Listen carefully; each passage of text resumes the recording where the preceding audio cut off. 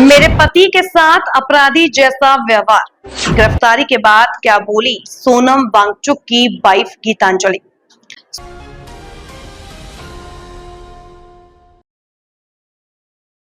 नमस्कार, आप देख रहे हैं सरल न्यूज।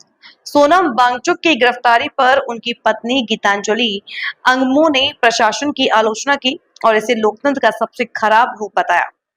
ले एपेक्स बॉडी के शेरिंग दोर्जे ने कहा कि सरकार बातचीत से पीछे हट रही है। उन्होंने हिंसा में मारे गए लोगों का अंतिम संस्कार 28-29 सितंबर को करने की बात कही। उमर अब्दुल्ला ने कहा कि सोनम को निशाना बनाया जा रहा था, इसलिए गिरफ्तारी तय थी। सोनम वांगचुक की गिरफ्तारी की उनकी पत्नी गीतांजलि अंगमो ने कड़ी निंदा की। अंगमो ने प्रशासन पर बिना किसी कारण उनके पति के साथ अपराधी जैसा व्यवहार करने का आरोप लगाया। अंगमो ने कहा कि सरकार मेरे पति की छवि खराब करने के लिए झूठी बातें फैला रही है। यह लोकतंत्र का सबसे खराब रूप है। बिना किसी कारण के उन्हें बस एक अपराधी की तरह गिरफ्तार कर लिया गया है। पुलिस ने इस दौरान हमारे घर में तलाशी की आड़ में तोड़फोड़ भी की। मेरे पति को राष्ट्र विरोधी बताया जा रहा है। उन्हें कई पुरस्कार मिले हैं, उन्होंने देश का नाम रोशन किया है। अंगमो सोनम की संस्था Himalayan institute of alternatives Ladakh की सह संस्थापक भी हैं। केंद्रीय गृह मंत्रालय के साथ बातचीत को लेकर ले अपेक्स बॉडी के सह संयोजक शेरिंग दोर्जे ने शुक्रवार को कहा कि हम हमेशा बातचीत के पक्षधर रहे हैं। केंद्र सरकार ही बातचीत के पीछे हटती रही है, इसलिए तो यहाँ हमें भूख हड़ताल पर बैठना पड़ा। हिंसा के दौरान पुलिस फायरिंग में मारे गए लोगों का संस्कार 28-29 सितंबर को होगा। उसके बाद ही हम दिल्ली जाने को लेकर कोई फैसला लेंगे।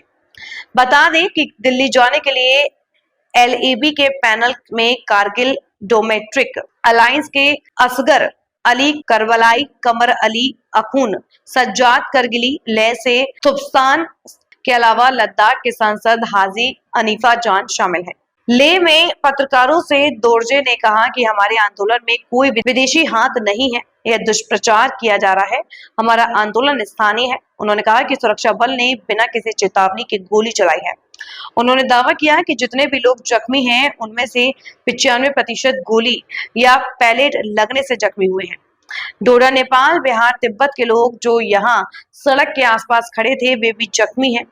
उनके आधार पर कहा जा रहा है कि वो आंदोलन में शामिल थे और उन्हें हिंसा फैलाई, जो गलत है।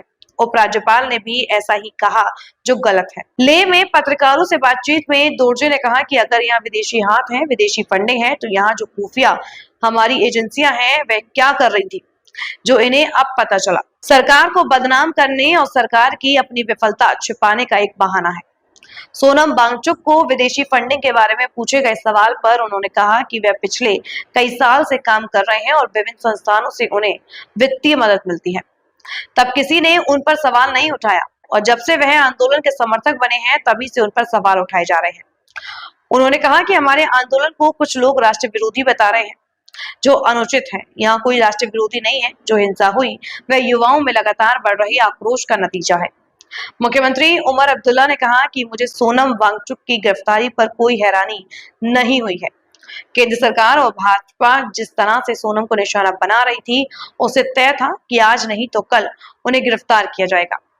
जम्मू कश्मीर के लोगों ने लोकतांत्रिक प्रक्रिया में हिस्सा लिया, लेकिन उनसे किए गए वादे पूरे नहीं हुए। मुझे नहीं पता कि केंद्र सरकार किस दबाव में है। PDP अध्यक्ष महबूबा मुफ्ती ने एक्स हैंडल पर लिखा कि सोनम की गिरफ्तारी बहुत चिंताजनक है। शांति, स्थिरता और सच्चाई के लिए हमेशा लड़ने वाले व्यक्ति को सिर्फ वादे पूरे करने की मांग करने के लिए सजा दी जा रही है।